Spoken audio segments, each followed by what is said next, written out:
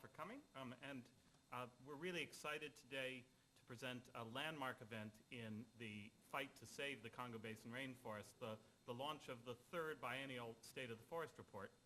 Before I start, I'd just like also to say a few thank yous. First to Nita Lowey, Chair of the House State Foreign Operations Appropriations Committee, and Senator Leahy, Chair of the Senate State Foreign Operations Appropriations Committee.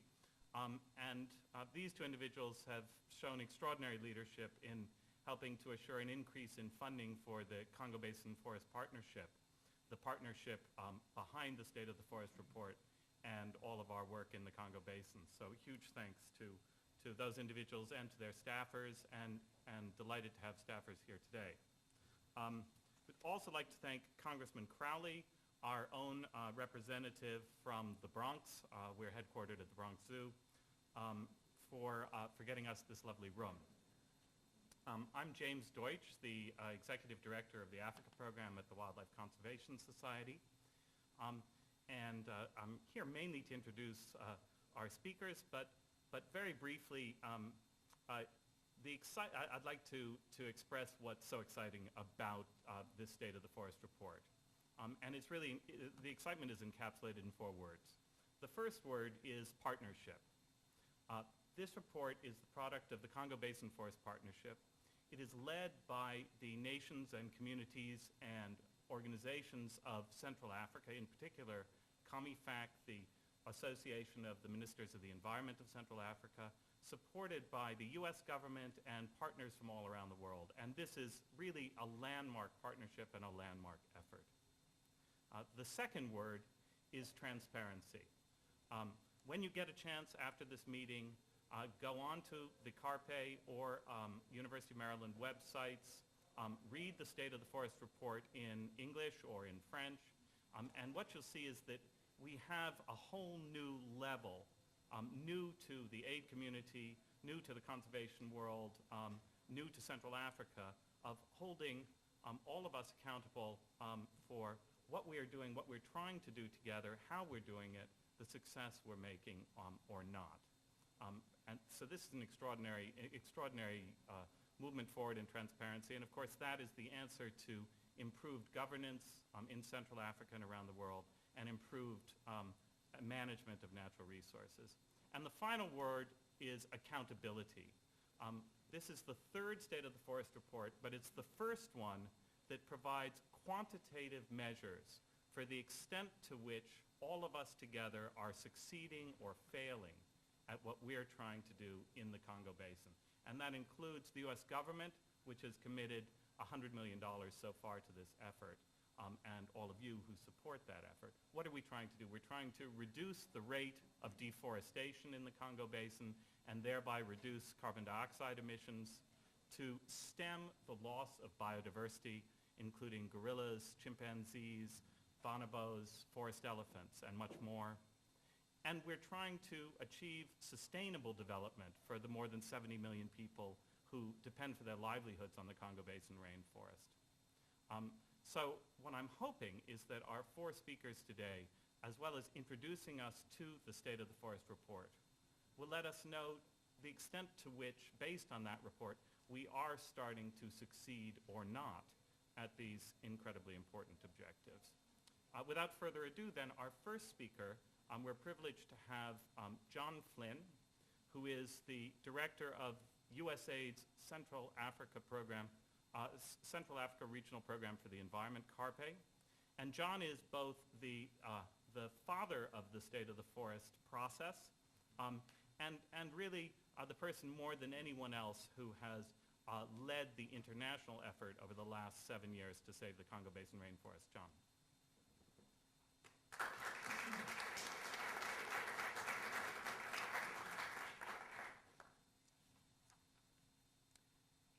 Thank you very much, James, for that very generous introduction. Excellencies, colleagues, invités, as we say in French. It's really a very big pleasure for me to be here and see such a nice turnout for this event across the sectors and even from some of our embassies based here in Washington, D.C. As James indicated, indicated, I started working on this program in January 2003 when we launched the so-called Phase 2 of CARPE, the Central Africa Regional Program for the Environment. And I've been in Kinshasa in Central Africa since that time, and I just realized through some coincidence the day I arrived back in Kinshasa on Saturday will be the anniversary of my 7th year of arrival. So that was not intended that way, but it's quite an interesting coincidence. I know we don't have a great deal of time here and everybody has busy schedules, so while I'm tempted to do a fairly big tour de horizon of all of the activities that are going on in Central Africa under the umbrella of the Congo Basin Forest Partnership, of course CARPE being the principal U.S. government mechanism and tool to support that partnership, I would focus a bit on first the actual State of the Forest report.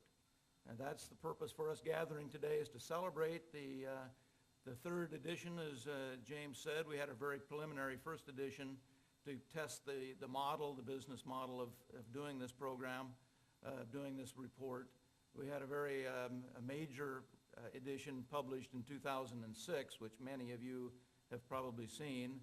And now we have the most recent edition, which subsequently Paya Demarkin from WWF will walk through the content of that. So I won't expend much time talking about the content. What I want to do, I think, is give you some idea of how the Congo Basin Forest Partnership is proceeding, what are some of the principal achievements so far, what are some of the main challenges that we have, and to elaborate a bit on the report as a mechanism for holding this partnership to a core center set of values. But a bit of historical perspective may be in order. Some of you may have a deep background, but others may have less.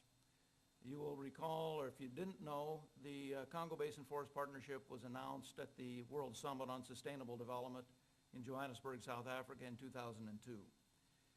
It was, at that time, something of a vision, concept, and a very ambitious concept, I must say.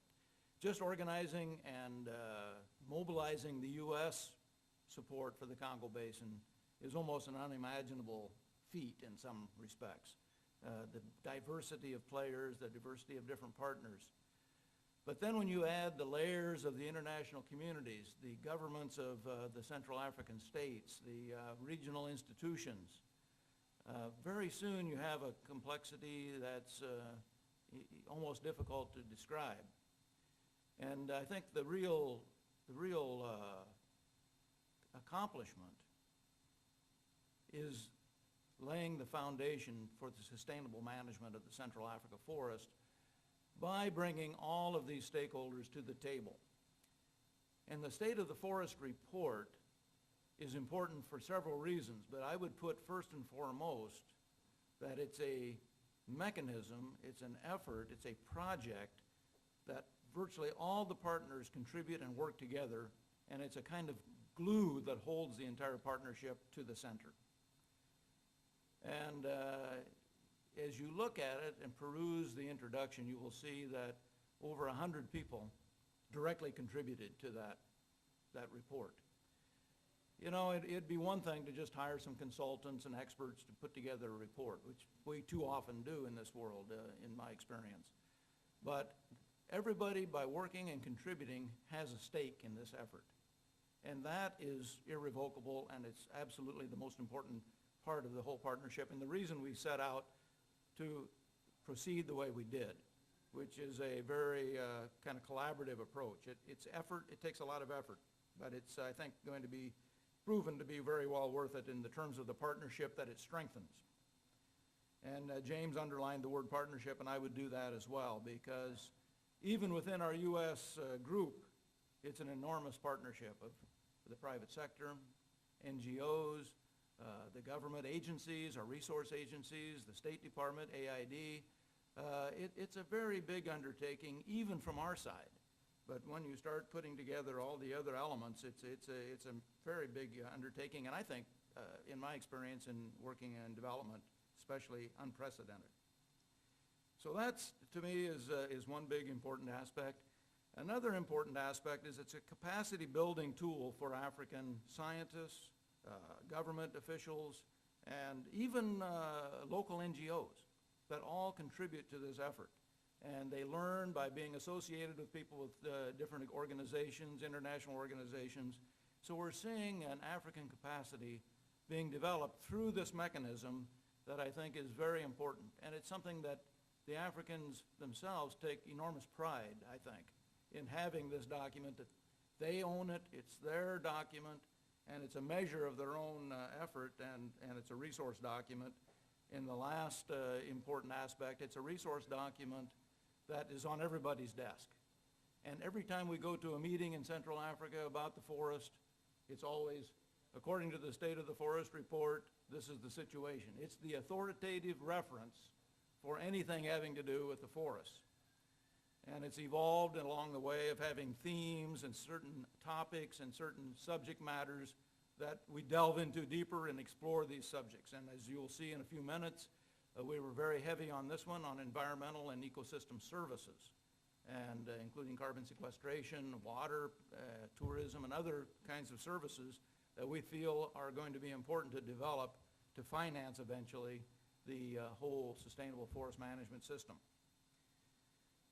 So the emerging themes are there. You know, it's very significant, I think, in this report that we talked about some of the principal drivers of deforestation, which, as it turns out, in Central Africa, unlike the other three major tropical forests, the principal driver is really smallholder agriculture and firewood and fuel. This is not well understood outside of Central Africa. So immediately when people's minds go to deforestation, they think of logging and deforestation for big farms, the things that happen in Asia and the Amazon. So far, at least, this is not the problem in Central Africa, which is very clearly laid out in this report. So if you don't define the problem properly in the first place, you cannot address the problem. So this is, I think, very important that we all recognize what some of the deforestation drivers are so that we can formulate policies and approaches. And so, you know, to go back to the original construct of the Congo Basin Forest Partnership, as it was originally conceived of, it had four principal outcomes that it was trying to search for.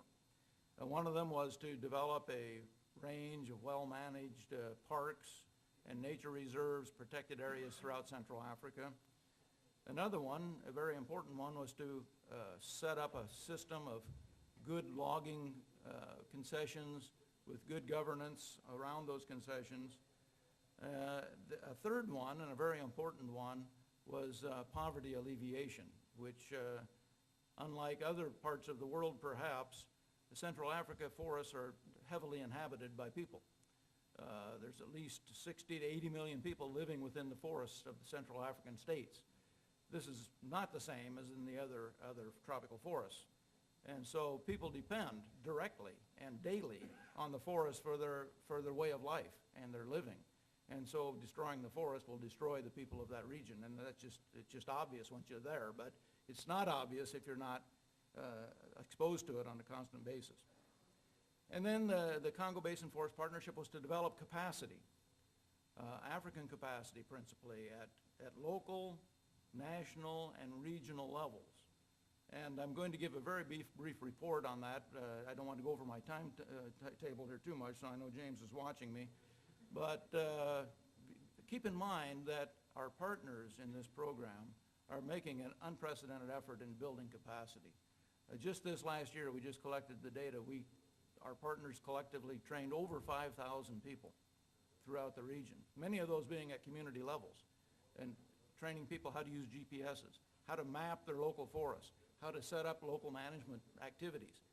This is unprecedented again, I think, to this level of capacity building. But it goes all the way to, we have 2 or 3 PhD students in the U.S. using remote sensing technologies to map the forest, map the swamp forest, map deforestation. And then all the way in between, we've been working, especially with our other federal partners like the U.S. Forest Service, the Fish and Wildlife Service, NASA and their partners, to really work on capacity building within the state administrations at national and regional and local levels. And this is, I think, another major contribution that we can be quite satisfied with so far. So U.S. leadership has been an important part of creating the structures for the Congo Basin Forest Partnership. The State of the Forest Report has been an extraordinarily important tool for gaining stakeholder confidence in the process, for creating a data system that we can follow our progress, and generally for informing the outside world on what are the priorities and interests that we have together in this massive resource of global importance. And I'm particularly pleased that even though it's a very introductory subject in this particular one, we have a chapter on water resources. I think more and more people are becoming aware that water is a very limiting resource for the future of our planet. And the conservation of water is going to be very quickly, and it already is, a major, major issue around the world. The Congo Basin forest, like many forest systems, I don't say they will generate water, because water is kind of like energy. You don't really create it or anything, you just change its state. But essentially, the Congo Basin supplies most of the fresh water that exists in Africa. And it's a massive resource, and it's directly linked to the health of the forest, because 70 to 80% of the rainfall is from recycled water that comes through evapotranspiration, through the swamps and through the atmosphere and back again, and then it moves up and down north and south of the equator and helps the Sahel and all the way down into South Africa. So its partners that are in this room and others around the world are very much involved in these three main themes.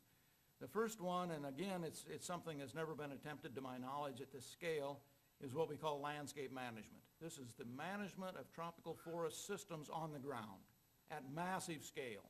I mean, it's hard to imagine the scale that we're working. I have to use my old, what do you call that grammar term? It's a comparison to something you know about in the United States. The state of Texas is always thought to be a big place. Well, the size of our forests that we're managing now exceed in area the size of the state of Texas. We're up to about 54 million hectares. We've got 85 million together to still work on, so the balance is still there to work on.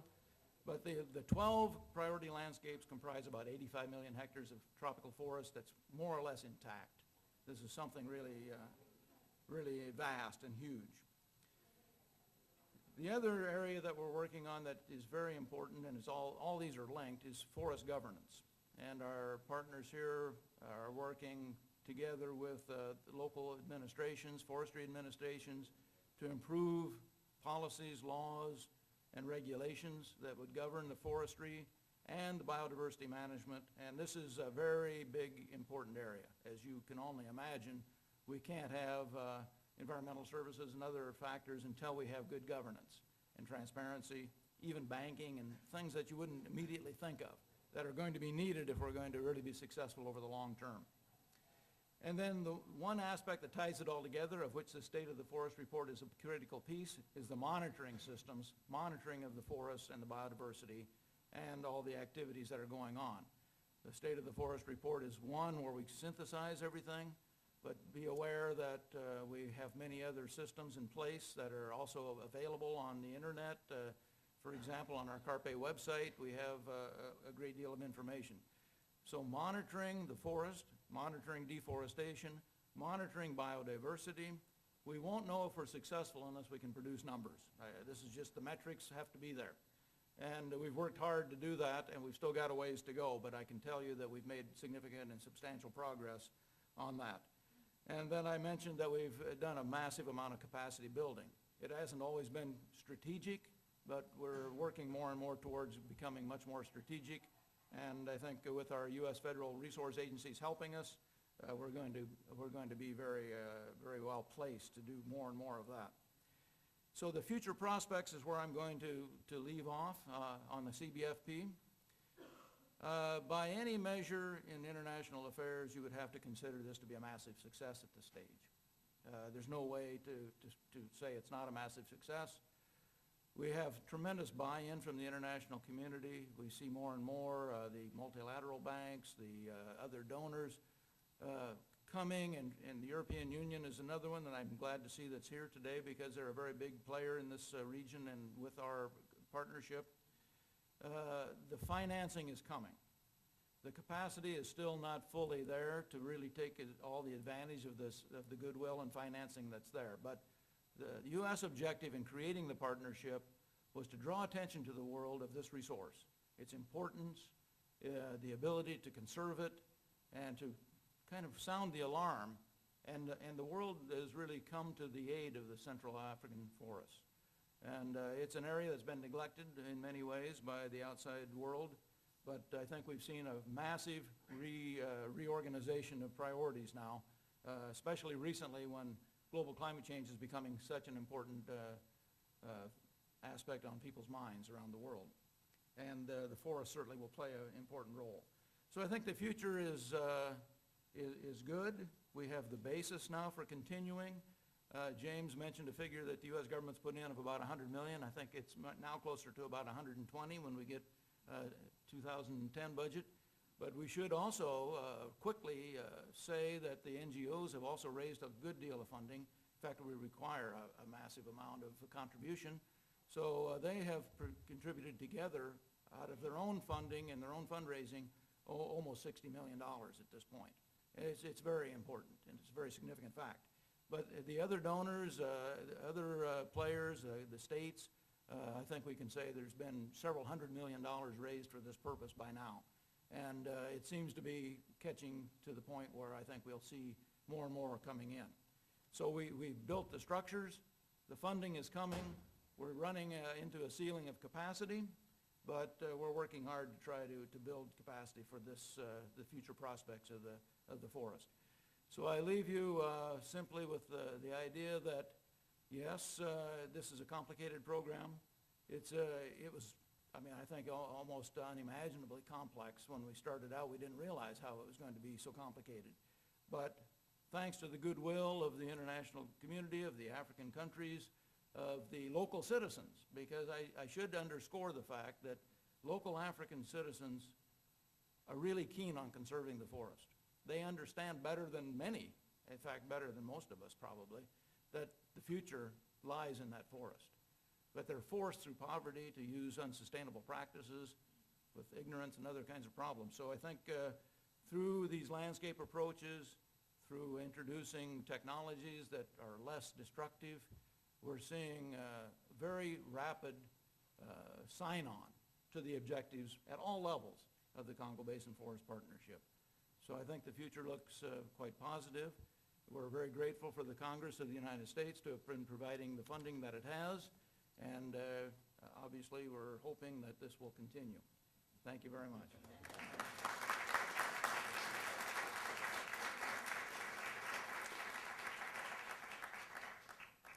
Many thanks, John. For our next speaker, we're really privileged to have the president of the World Resources Institute, Jonathan Lash. WRI is a core partner in the Congo Basin Forest Partnership, especially in the area that John just mentioned of forest governance through Global Forest Watch and other programs. Dr. Lash is a world-renowned expert on climate change, energy security, resource management, the environment, and development policies, and we're delighted to have him speak to us today. John. Thank you, James. It's a privilege to be with all of you today. Excellencies, thank you for joining us, colleagues, and many dear friends. This is a real delight. John, we all owe you a special debt of gratitude for the leadership and the quality of your management, the skill you have at enabling a lot of people to participate in an effective partnership, and it's a very special skill. This wouldn't have succeeded without those skills, so thank you. I do want to add my recognition to what James said and what John has said. First of all, to the Congo Basin Forest Partnership. It's just a model of the kind of collaboration that gives you hope that we can solve these problems. It's obviously impossible without the collaboration, but it's remarkable what the collaboration can achieve. Even in our own conservation community, we don't always work well together, But in this case, it's extraordinary what you've done. So I know the partnership is well represented in the room, and it's just, WRI is honored and proud to be a part of the work. And also to my friends at AID, I want to say a word about CARPE. It's 15 years, and it is the breakthrough model of the possibility of addressing ecosystem problems on the right systemic scale. Now, it takes the skill of building partnerships, of having multiple institutions, multiple sectors working together, but when it happens, it's the right way to address these problems, and it becomes feasible to actually make the difference. For that, too, we're grateful, and in talking to Tim earlier today, he was mentioning some of the many ways that that model is expanding in AID's work. So congratulations to you for that. Obviously, any discussion of global ecosystems, of the importance of ecosystem services to human well-being, of the connections between ecosystems and climate change, has to focus on the Great Forest Basins. And any discussion of the Great Forest Basins has to include the Congo Basin. That's what brings us here today. That's what makes the model here so very important. And particularly as the world's vision of forests shifts from exploitation to stewardship, and as we consider what is required to maintain the ability of forests to provide for human well-being, to provide ecosystem services, to enable healthy, secure, fulfilling livelihoods, WRI's research suggests that there need to be 3 pillars to that process of management. The first, of course, is high-quality management. Both practices and institutions need to be able to operate at multiple scales, at the local, obviously, at the national, of course, and at the international level, especially as forests are included in the international climate regime and avoided deforestation becomes a very important opportunity and a very important driver. The second pillar is good incentives. Economic and regulatory incentives have to align with forest stewardship. They need to support good management by rewarding those that practice it.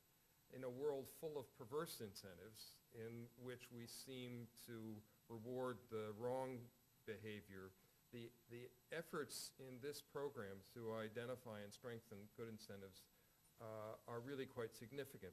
And the third pillar, one that John already emphasized, is good information. This is something that we're passionate about. Data about the state of forests, changing trends, how they're being managed, needs to be available, it needs to be accurate, it needs to be easily utilized. And in fact, information underpins the other 2 pillars. Without good information, it's impossible to have effective management. It's impossible to implement well-aligned incentives. It's impossible to learn from mistakes or create accountability.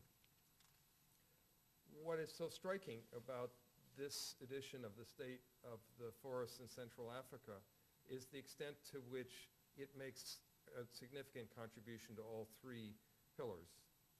Obviously, at the most fundamental level, it provides information about condition and trends, the threats to the Congo Basin, the policies that are being practiced, the management systems. It is accessible, it is reliable, it's user-friendly, it's up-to-date. It serves as a platform for standardizing measurement, monitoring, and data collection. And thereby, it facilitates comparisons and can create accountability. Our work is built around the premise that access to complete, timely, and relevant data can in fact catalyze change. And it seems like the Congo Basin Initiative is one of the clearest demonstrations of that fact.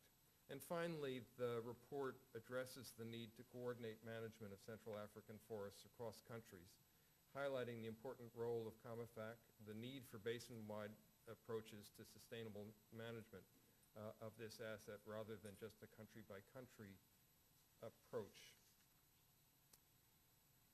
I hope that this will provide the basis for emphasis on additional incentives and policies, land use planning, distribution of revenue from benefits of forests, and particularly strengthening the rights of local communities to manage their forests. James, picking up on your kind introduction. The advent of significant flows of money into this system from a RED agreement will create new pressures on governance, and particularly the hazard, the risk to the well-being of forest communities, and that they will be treated unfairly in the rush to utilize available carbon offset money. The kind of planning, the kind of information that's available through the report provides the best hope of governance systems that will assure fairness to local communities. So let me wrap up by once again recognizing this collaboration between the Carpe partners and the region's stakeholders in producing this report. I have to say, I just find it remarkable. We work in enough different places in the world that I know that this is not the usual state of affairs, and it's enormously hopeful. And more importantly, I want to thank you all again for the continued commitment to sustainable management, to a comprehensive examination of systems for sustainable management. And I want to thank the donor community for both recognizing the importance of a system-wide approach, for your collaboration, which makes our collaboration possible, and for sticking to it. It's 15 years and counting. We have a lot of work yet to do, but it's paying off. So to all of you, thanks and congratulations.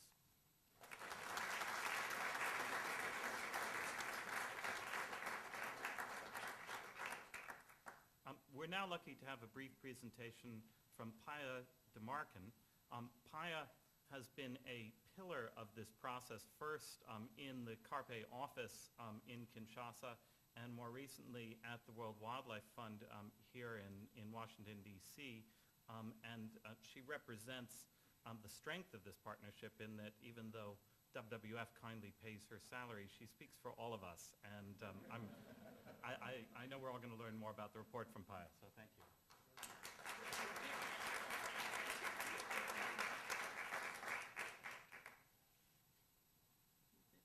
There we go. So good morning, everybody, distinguished guests. I'm really pleased to have the opportunity to come here today and, as James mentioned, represent all the partners and, as John mentioned, give a brief, very concise walkthrough of the 2008 State of the Forest Report. And as you'll see here, this really is a partnership. Everybody's mentioned this is a collaborative effort with many funders and as well as many contributors. To start, all the partners that have come together recognized from the beginning that the objective of the State of the Forest Report was to produce a reliable source of information to support technical and political decision-making and establish a foundation, build the capacity, as John mentioned, for more standardized monitoring of forest resources in the Congo Basin. And the report is the collaborative effort of over 100 individuals. They represent a diverse array of institutions in the region, including the forest administrations of each of the 6 countries that are represented in the report.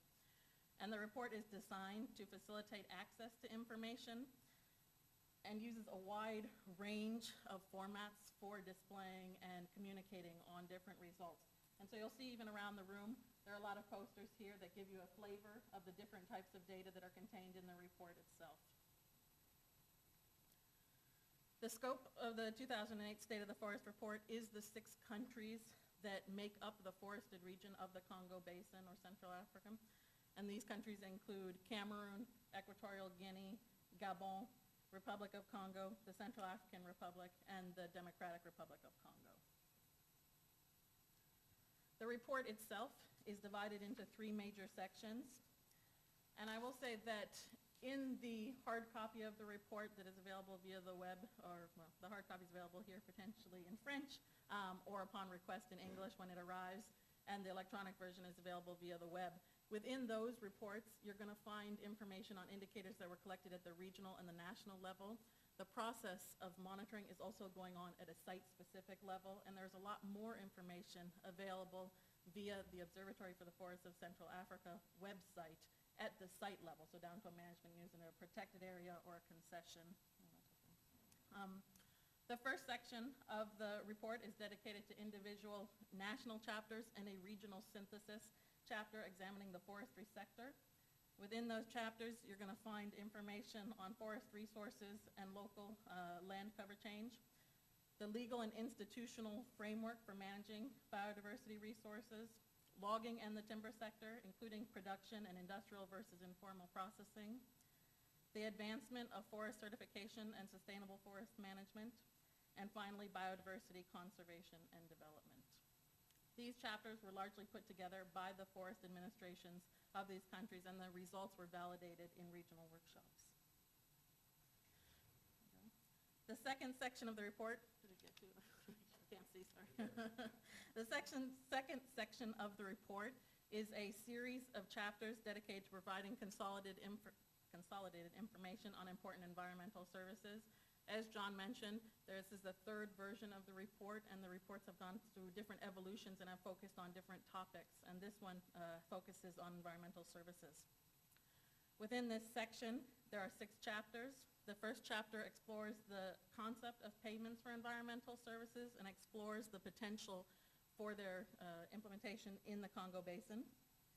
The second chapter compiles available information on water resources in the Congo Basin and discusses the interconnectivity of forests and water resources. The third cross-cutting chapter looks at the contribution of biodiversity to the maintenance of forest goods and services. And then following those chapters, we kind of switch direction and we go into the forest carbon issue.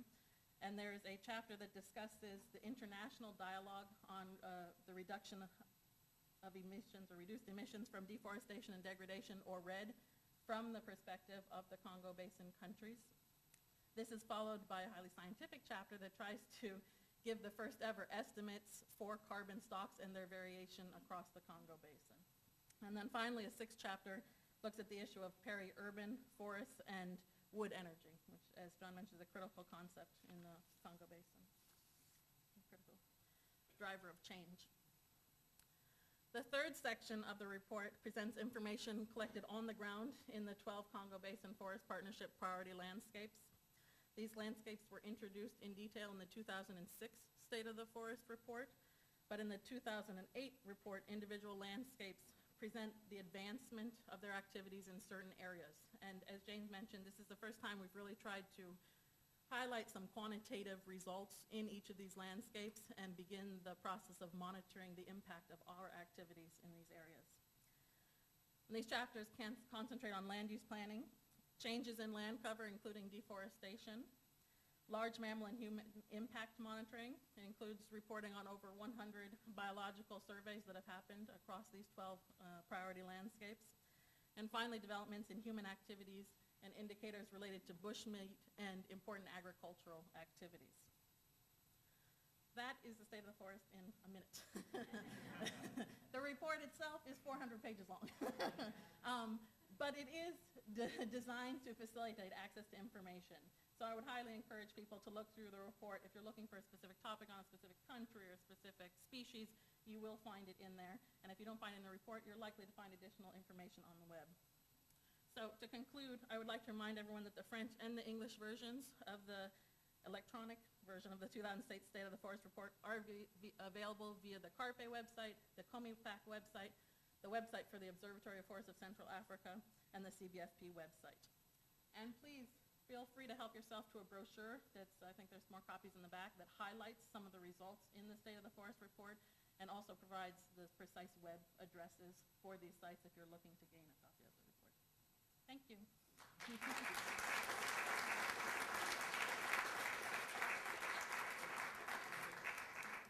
I did tell you she was good, but we've saved the best for the last because we are really privileged to have with us Her Excellency Dr. Faida Mitifu, the ambassador to the United States from the Democratic Republic of Congo.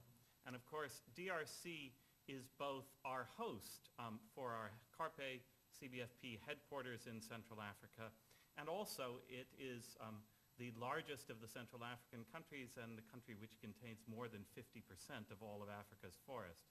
So DRC is truly the is truly the key to the future of the Congo Basin rainforest, and we're lucky to have such governmental leadership from DRC, and especially privileged to have Ambassador Matifu here with us today.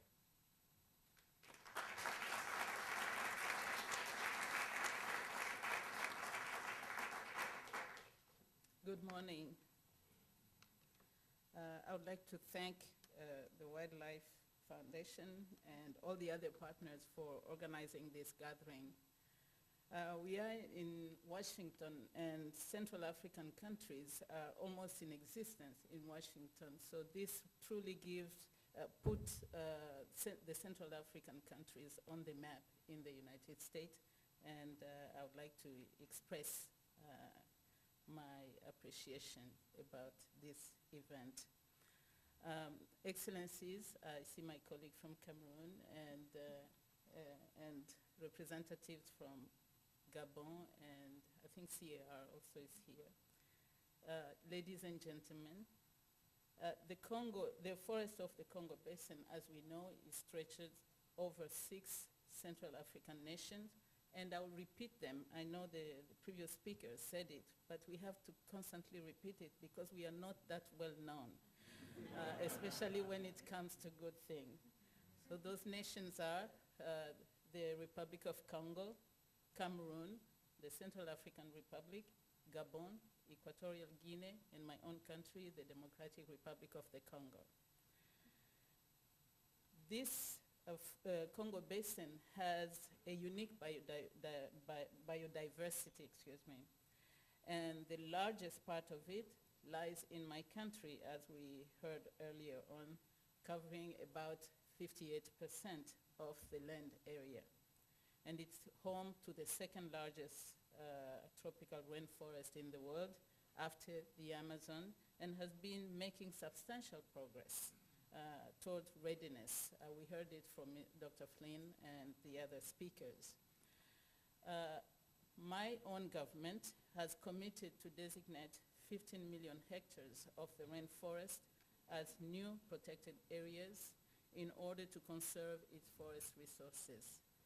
With its enormous carbon stocks, the Congo Basin nations intend to help mitigate climate change, conserve the wealth of its forest biodiversity, while ensuring sustainable use of its inhabitants.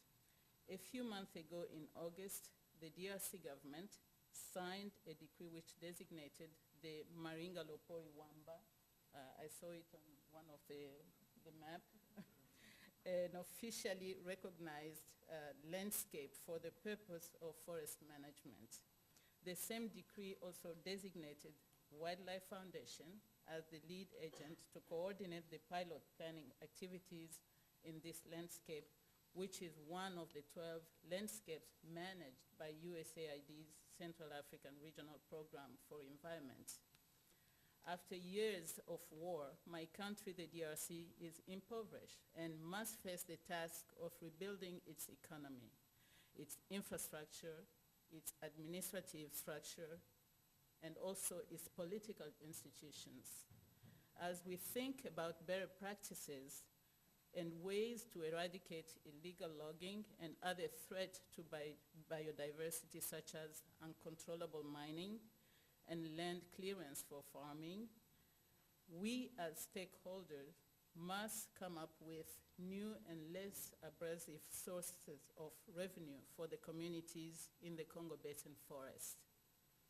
As my Minister of Environment stated, in a country where formal employment is very rare, we cannot decide to shut down the forest sector overnight, as it employs 30,000 to 40,000 employees. The forest will not be preserved by keeping the people in poverty. It will certainly take several $billion in international aid over maybe a period of 20 years to help prevent deforestation. It will be a travesty of justice if countries with greater carbon emission were to ask impoverished countries to simply preserve forests without investing in the communities in and around the forest, without creating alternatives that will spare them from destroying forest resources. We know Copenhagen most recently brought so much hope in the mind of the communities whose livelihood depends on the rainforest, which is threatened by the logging industry, in the case of my country, by wars. And for those communities, owning forestry concessions becomes an opportunity, a source of revenue through the selling of carbon offsets that rich countries would buy to meet mandatory emissions reduction obligation at home. To end, I would like to thank all the stakeholders, all the partners of the Congo Basin Partnership Forest for their efforts to prevent deforestation while aiming at improving the lives of the communities of the Congo Basin area. Our work is still, I would say, despite the progress that we made, if we look at where we're going, we can say that it's almost at an embryonic phase. And we must work hard. We have to be motivated to work hard for a speedy establishment of a sustainable Congo Basin Forest Fund, whose aim will be to reduce greenhouse gas emissions and poverty through the decreasing of deforestation in the Congo Basin. The success of our partnership will be measured by our ability to come up with initiatives that are innovative and centered on the strengthening of capacity, strengthening capacity in sustainable forest management, and also in livelihood improvement of forest-based communities. Thank you very much for your attention.